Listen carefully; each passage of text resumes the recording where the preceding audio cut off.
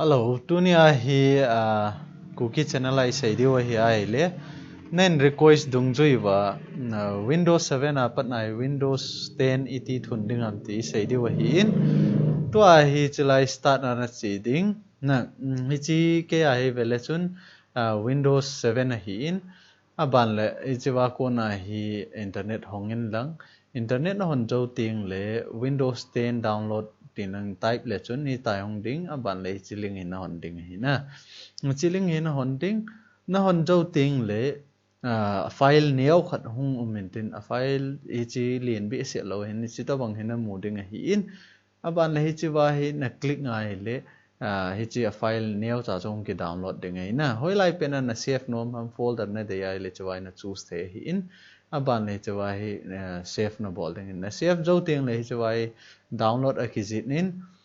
chi a ki jit jo ting le abana hi chi pa hi na click ding ai tai na click jo ting le hi chawai agreement hong ki thu min tin hi chawai hi accept na bol ding accept hi na mi zo ting le hi ta hong ki ding hi in aban le hi chawai hoitah na sim ding USB ana koi nom le anoi ai na koi ding hi in ahin la ATM khana direct ana update no mai le achung pai na click ding ahin la tu ni USB a isei di wei ji chun anoi a pa select mo hitin ban le chawai language ho na khial ding hi in na de ai le aban le cha anoi pe nai na nga 64 bit ham 32 bit ham hi chawai nang in a bit na computer dung ju ya chu na khial ding ai na 32 ya le chawa 32 na select ding kya 32 a hi ji chun 32 select mo hitin aban le next na mi ding next na mi zo ting le hi ta he hong ki lot ding ai na hi ta hong ki download ding hi in hi chi na nga ngai hi na internet a ha nai le chun short lo hel ding hi in ain le ATM phana na internet a ha lo wai le wang chu hung short mai the hi na chi chu nang ma internet speed dung joi hi tan tin aban le next na mi ding na mi zo ting le hi ta ya file hong do ding hi in a hong do zo ting le to a hi vele chun hi chi 3.52 GB a hi na 3.52 GB hi in hi chi pen drive ai ko yo he na pen drive chu alhom pe na iti sei da 8 GB ngai hi na 8 GB alhom pe na ko ya ngai in a khoti lo wai le akat lo ding hi na aban le che wai vele chun na chelaya hi i khat ding hi in pen drive software khat na download ngai hi na ichi software hi pen drive a reboot theina dinga na download ngai ichi chu na download ting le chi na hon ding hi na ichi na hon ding hon che wai ga click lo han so ga nga tin ichi nei khat ting le to hi run na mi ding hi na run hi mi le chun aban le hi che wai hong nen tin hi chi option hi na mo ding hi in hi che wa ko na hi nangin hoitah na vet na setting a bol the hin na no mai le hi cha setting ho ngai na khial the hi chi na hi chlai na click ngai le chi a file I download pen chu hi chi chu na selecting abana open na bol ding hi open na bol ting le to a hi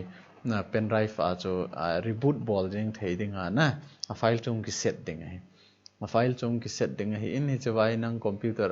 a fast ai le chom lo ka ki chai ding hi a hin la na computer a fast lo ai le chun hi chong hi short pi na nga mai the hi a hin la hi ho ki ka a hi ATM khat na phone ho ai na computer ho ong thi kha ai le wang chu corrupt che mai the hi in atha an bol kit ngai hi na chawai ve leo hen hi chi pen drive hi in hi chi wai iza kai mai tai na hi chi boot bol ring theya mai ta cho install thei ding na mai ta in to cho hi chi pen drive mai ta in pen drive ko na cho ta hi reboot bol de hi na hi chi wai computer cho ma ga cheu tin hi chi wai delete ai lo le hi cho key hun ke pe ho hi na mi the hi in hi chi wa ko na start na chi ding restart na power na chi restart ong na bol the hi ai lo wai le power na off na on kit the hi na camera hoi lo je in chom phat ana web phot no tin hi chi camera hoi lo je a chu I khat hi to a hi chala ya hi vele cha ki ho hi na a ki ho hi f1 f2 ki chit nin aban le hi chi na computer ong ki start ting la delete chu na mi char ding hai na mi eng ding hai na mi zo ting le hi tai hung ding hai hi ta hung phat le na kai su ding aban le hi chi wa pen hin select ding aban le hi chi wa hi hard disk boot hi chi pen ho na select ding hai USB na select ding hai na chi lai USB na chi USB na select zo ting le ni chi wa instruction no hung ki pin tin aban le enter na USB na select ding hai first disk a khoti lo wai le boot hoitah chi lo ding hai to he a chom hi in to ai khel phan wai disk one number 1 a USB na koi ding a save na ding a chu F10 na mi ding hai na F10 na mi zo ting le y ham n ham yes a hi ai le y no a hi ai le n na mi ding hai ai la to ai y mi ding hai na y mi zo ting le to ai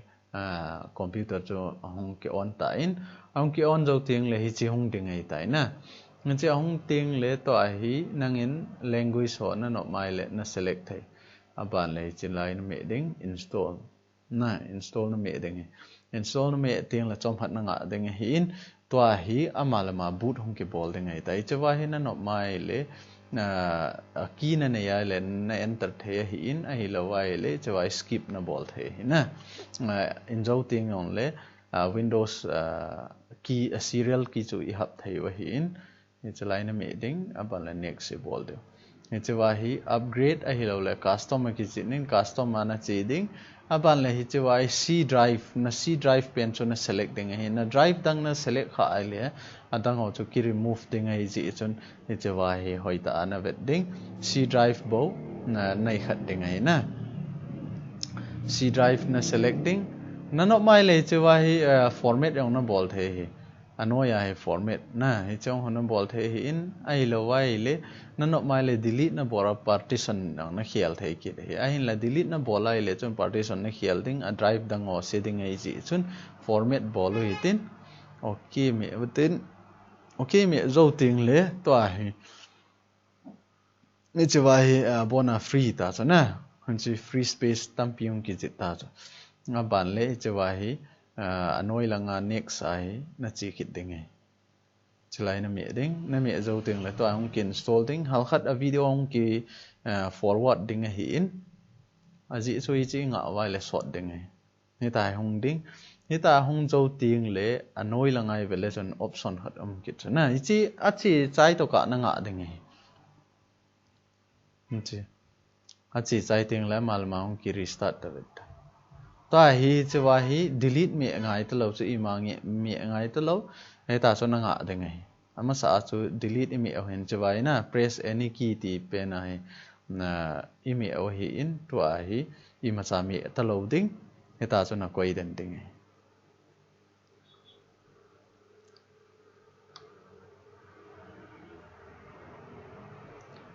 he tai na koi zo ting le amal ma ong ki setting in tin he che ong ki chai ting le he tai hong ding hi in i ma me ngai ket lo hi chawa hong na i ma cha na mi lo ding ai na tai nga le chun to hi Windows chu hong ki start ding ai ta he ta hong ki start zo ting le product key hong ki jin nen na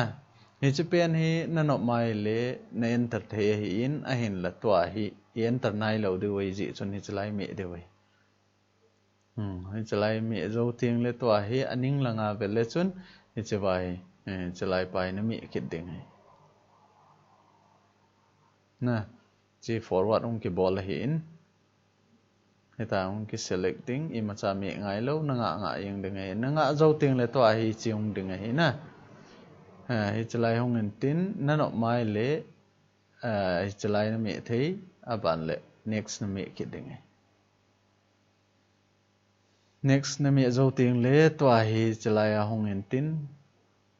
na no mai le na min yong na koi the hi chawa account na na no mai le chlai na me ding na koi nom lo wai la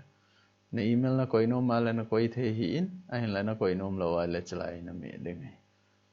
create an account na kiti in hi chawa Microsoft Hotmail ho na nei lo wai le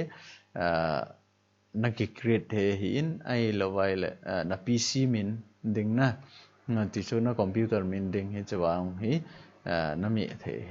khu ti lawai le next na mi kit he hi na koi nom lawai le na koi zo teng le to hi Windows iza kai chu completely na bona install ki bol chai hi tai install ki bol chai yo teng le vele chun to hi machawai si Windows 10 ta na Windows 7 apat na Windows 10 Iti upgrade bola install bolding ham ti chu tunia isei thei chano hi chi chan chu in tin ETM khana KUKI channel hi na subscribe nai lo le na subscribe min lang mi dang hoyong an hi le